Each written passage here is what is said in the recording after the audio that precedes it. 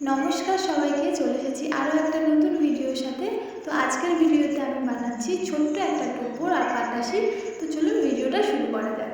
সবার প্রথমে আমি এখানে একটা থার্মোকলের প্লেট নিয়েছি, তারপর তাতে এইভাবে কলকা করে নিয়েছি, আর দেখুন কাঁচি দিয়ে এটাকে এই শেপে কেটে নেব।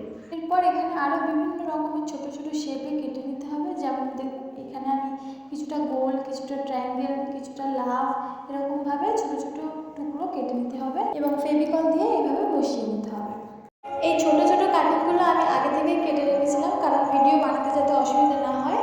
তো আপনারাও যখন বানাবেন তখন আগে থেকে এগুলো কেটে নেবেন, তাহলে সুবিধা হবে।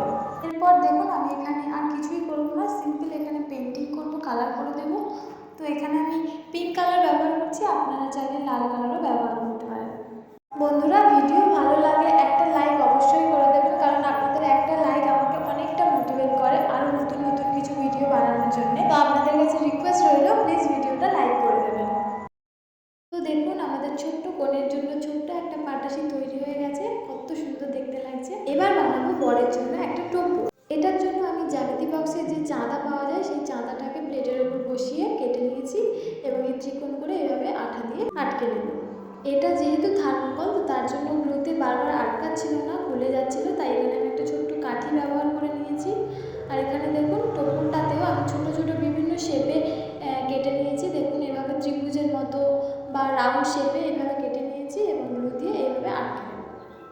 তো আটকানো হয়ে গেলে এভাবে আগের মতোই পাটাশিটার মতো পেন্টিং করে নেব।